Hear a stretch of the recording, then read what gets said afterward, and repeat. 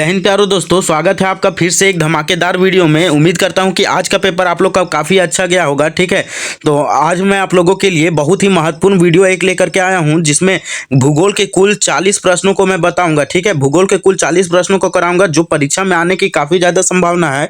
परीक्षा में काफ़ी बार ये प्रश्न पूछे जाते हैं और काफ़ी बार ये प्रश्न पूछे भी जा चुके हैं।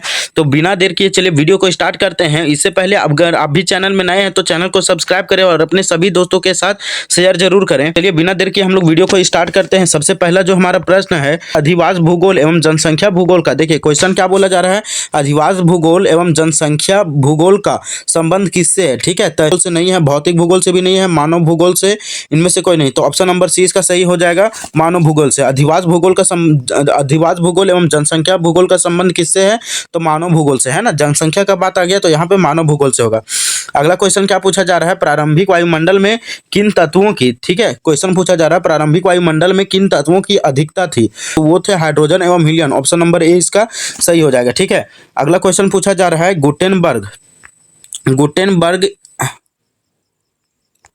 देखिए क्वेश्चन नंबर 3 बोला जा रहा है, गुटेनबर्ग अशांतत्य किन दो परतों की सीमा को कहते हैं। ठीक है, गुटेनबर्ग अशांतत्य जो है वो किन दो परतों की सीमा को कहा जाता है, तो मेंटल और क्रोड को कहा जाता है। ऑप्शन नंबर 20 का सही हो जाएगा। ठीक है, अगला क्वेश्चन पूछा जा रहा है महासागरीय, ठीक है, क्वेश्चन है महासागरीय अधस्थल विस्तार सिद्धांत का प्रतिपादन किसने किया था। ठीक है, तो महासागरीय अधस्थल विस्तार सिद्धांत का प्रतिपादन किसने किया था, वेगनर ने किया था, लोथियन ग्रीन ने किया था, ऑर्थर थॉमस ने किया था, या हैरी हेम्स ने किया था। तो इसका ऑप्शन नंबर डी सही हो जाएगा, तो हैरी हेस ने किया था। ठीक है, अगला क्वेश्चन पूछा जा रहा है, निम्नलिखित में से कौन सा स्थल रूप पवन के प्रदर्शनात्मक शक्ति द्वारा निर्मित नहीं होता है। ठीक है, तो इसका ऑप्शन नंबर डी सही हो जाएगा, बालुका स्तूप है ना, क्या होगा, बालुका स्तूप हो जाएगा। ठीक है, अगला क्वेश्चन पूछा जा रहा है, क्वेश्चन नंबर 6 है, सुनामी शब्द की उत्पत्ति कहाँ से हुई। जो सुनामी शब्द है उसका उत्पत्ति कहाँ से हुआ था, तो जापान से हुआ था, है ना। सुनामी शब्द का जो उत्पत्ति है वो कहाँ से हुआ था, जापान से हुआ था। ठीक है,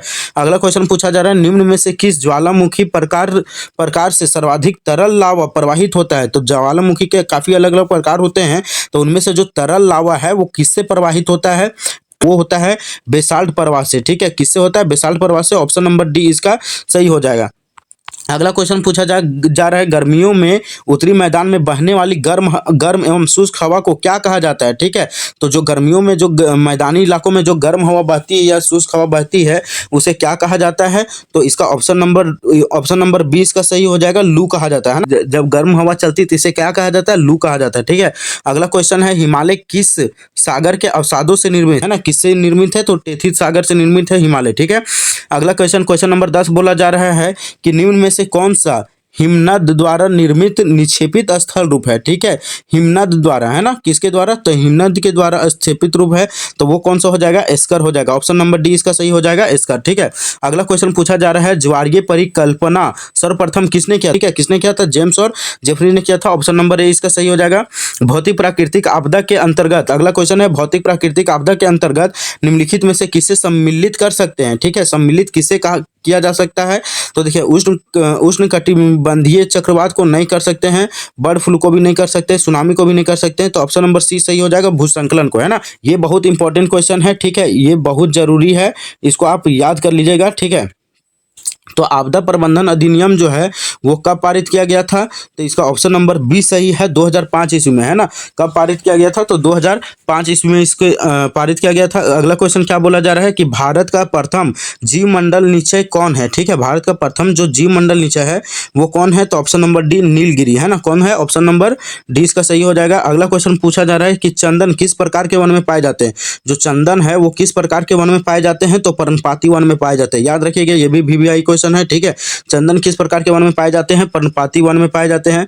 निम्नलिखित में से किन पहाड़ियों में चेरापूंजी और मासिनराव स्थित है, मतलब कौन से पहाड़ी में जो है वो चेरापूंजी और मासिनराव स्थित है, तो वो हो जाएगा खासी में। कहाँ पे है, खासी। ऑप्शन नंबर ए इसका सही हो जाएगा। ठीक है, अगला क्वेश्चन है, निम्न में से कहाँ महाद्वीपीयता अनुभव की जाती है। महाद्वीपीयता जो है वो कहाँ पे अनुभव किया जा सकता है, तो इसका ऑप्शन नंबर डी सही हो जाएगा, हरियाणा में। कहाँ पे किया जाता है, हरियाणा में। ठीक है, मुंबई में नहीं, चेन्नई में नहीं, ऑप्शन नंबर डी हरियाणा। ठीक है, अगला क्वेश्चन पूछा जा रहा है, इनमें से कौन सा कथन प्रायद्वीपीय नदी के बारे में सही है। ठीक है, प्रायद्वीपीय नदी के बारे में कौन सा कथन इसमें से सही है। देखिए, प्रायद्वीपीय नदी एक सुनिश्चित मार्ग पर चलती है, बिल्कुल सही है। इन नदियों का प्रवाह मानसून की बारिश पर निर्भर करता है, एकदम सही है। बारिश जितना तेज होगा उसी के आधार पर इसका प्रभाव भी निर्भर होगा। यह नदियाँ 12 मासी हो नहीं है। ठीक है, सही बात, क्योंकि देखिए 12 मासी नदियां नहीं होती। जब पानी ज्यादा है तो ये नदियों का जो मार्ग है वो सही होता है, नहीं तो नहीं होता है। तो उपरोक्त में से सभी, ऑप्शन नंबर डी इसका सही हो जाएगा, सभी। ठीक है, अगला क्वेश्चन क्या पूछा जा रहा है, गांधी सागर बांध किस नदी पर बनाया गया है। ये भी इंपॉर्टेंट क्वेश्चन है। ठीक है, ऑप्शन नंबर ए सही हो जाएगा, चंबल नदी पर। ठीक है, गांधी सागर बांध कहाँ पर है, चंबल नदी पर है। ठीक है, अगला क्वेश्चन पूछा जा रहा है, भारत में कोयला उत्पन्न करने वाला संरचना कौन सा है। भारत में जो है वो कोयला उत्पन्न करने वाला संरचना कौन सा है, धारवाड़ है ना। कौन हो जाएगा, धारवाड़ हो जाएगा। अगला क्वेश्चन पूछा जा रहा है, महाराष्ट्र पश्चिम घाट है ना, महाराष्ट्र पश्चिम घाट को किस नाम से जाना जाता है। महाराष्ट्र पश्चिमी घाट जो है उसको किस नाम से जाना जाता है, तो इसे आपको पता होगा कि सह्याद्री के नाम से जाना जाता है। ठीक है, ये भी वीवीआई क्वेश्चन है, इसे आप याद रखिएगा। अगला क्वेश्चन पूछा जा रहा है कि हिमालय निम्नलिखित में से किसका उदाहरण है। हिमालय जो है वो किसका उदाहरण है। ठीक है, तो हिमालय जो है वो नवीन वलित पर्वतमाला का है ना, किसका है, तो नवीन वलित पर्वतमाला का उदाहरण है। अगला क्वेश्चन क्या पूछा जा रहा है कि पाक जल डमरू मध्य जो है वो किनके बीच स्थित है। ठीक है, तो इसका ऑप्शन नंबर बी हो जाएगा, मन्नार की खाड़ी और बंगाल की खाड़ी के बीच। किसके बीच स्थित है, तो मन्नार की खाड़ी और बंगाल की खाड़ी के बीच। अगला क्वेश्चन 24 क्या बोला जा रहा है कि इंदिरा गांधी नेशनल पार्क कहाँ पर स्थित है, तो इंदिरा गांधी नेशनल पार्क जो है वो पश्चिम घाट में स्थित है, सही हो जाएगा। ठीक है, पश्चिम घाट में। ठीक है, अगला क्वेश्चन पूछा जा रहा है, तरंगों में जल की गति होती है, कैसी होती है। ठीक है, ऊपर से नीचे, आगे से पीछे, गोलाकार होती है, इनमें से कोई नहीं। ठीक है, तो देखिए तरंगों में बोला जा रहा है ना, तो तरंगों में कैसी होती है, गोलाकार होती है। ठीक है, जल की गति कैसी होती है, गोलाकार। उसके बाद क्या बोला जा रहा है, सागरीय जल की औसत लवणता कितना पीपीटी है। अच्छा, सागरीय जल का जो लवणता है वो कितना होता है, तो 35 होता है। ये आप लोग याद रखिएगा। ठीक है, वीवीआई क्वेश्चन है ये। सागरीय जल की औसत लवणता कितना होता है, कितना पीपीटी, तो 35 पीपीटी होता है। ठीक है, अगला क्वेश्चन पूछा जा रहा है, उच्चतम लवणता वाला वन झील किस देश में स्थित है। उच्चतम लवणता वाला जो वन झील है वो किस देश में स्थित है, तो तुर्की में स्थित है। ठीक है, कहाँ पर है, तुर्की में, भारत में नहीं है, अमेरिका में भी नहीं है, ये तुर्की में है। ठीक है, अगला क्वेश्चन पूछा जा रहा है, क्योटो प्रोटोकॉल की उद्घोषणा कब हुई। जो क्योटो पर तो प्रोटोकॉल था, इसकी उद्घोषणा मतलब कि घोषणा कब हुई थी, तो ऑप्शन नंबर ए इसका सही हो जाएगा, 1997 ईस्वी में। कब किया गया था, 1997 ईस्वी में। निम्न में से कहाँ सबसे लंबा दिन और सबसे लंबा रात जो है वो होता है। कहाँ पे सबसे लंबा दिन और कहाँ पे सबसे लंबा रात होता है, ये भी एक इंपॉर्टेंट क्वेश्चन है, इसे आप याद रखिएगा। ठीक है, तो इसका ऑप्शन नंबर डी सही हो जाएगा, ध्रुव पर।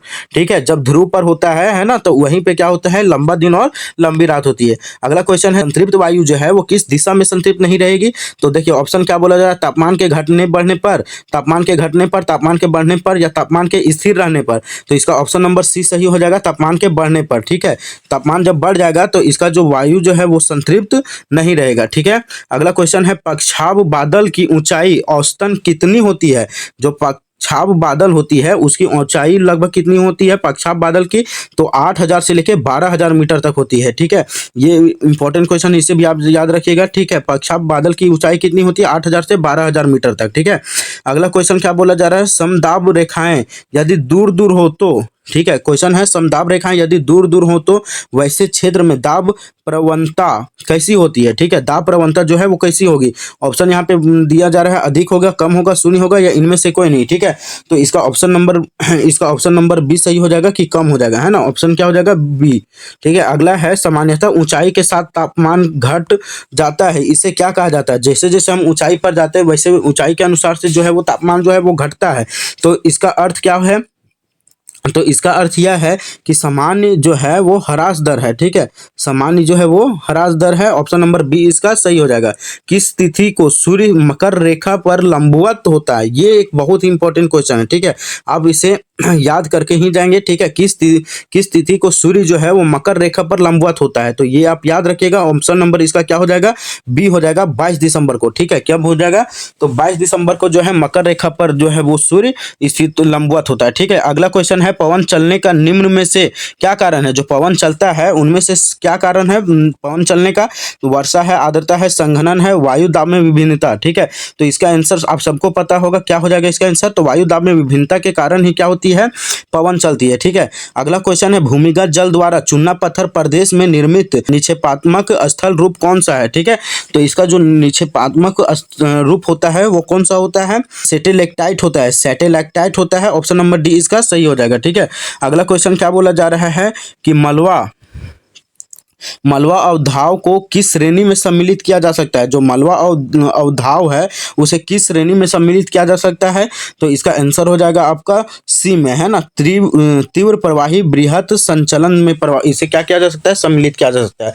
अगला क्वेश्चन बोला जा रहा है, भौतिक अवक्षय के लिए सबसे महत्वपूर्ण, ठीक है, क्या बोला जा रहा है? भौतिक अवक्षय के लिए सबसे महत्वपूर्ण जो है, महत्वपूर्ण तत्व क्या है? ठीक है, तो महत्वपूर्ण तत्व क्या है? तो देखिए इसके लिए जो है वो सबसे महत्वपूर्ण तत्व तापमान को माना जाता है। ठीक है, अवक्षय के लिए सबसे महत्वपूर्ण तत्व कौन किसे माना जाता है? तापमान को। ठीक है, अगला क्वेश्चन बोला जा रहा है, पृथ्वी का सबसे बड़ा मुख्य प्लेट निम्न में से कौन है? ये एक इंपॉर्टेंट क्वेश्चन है। ठीक है, देखिए जो जो इंपॉर्टेंट क्वेश्चन लिख दे रहे हैं उसे आप याद करके ही जाएंगे। ठीक है, पृथ्वी का सबसे बड़ा मुख्य प्लेट निम्न में से कौन है?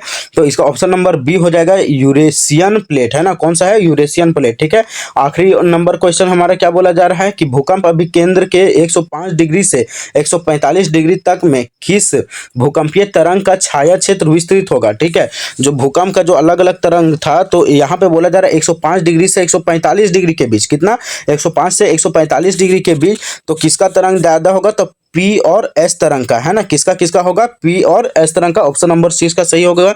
तो ये थे आज के टॉप 40 प्रश्न जो कि काफी ज्यादा इंपॉर्टेंट है, परीक्षा में काफी बार पूछे जा चुके हैं। तो उम्मीद करता हूं कि ये वीडियो आप लोग को अच्छा लगा होगा, आप इसकी तैयारी करें और तब परीक्षा लिखें, और मैं प्रार्थना करता हूं कि आपका परीक्षा बहुत ही अच्छा जाए। ठीक है, आप सभी बच्चों को परीक्षा की ढेर सारी शुभकामनाएं। All the best, best of luck. जय हिंद, धन्यवाद।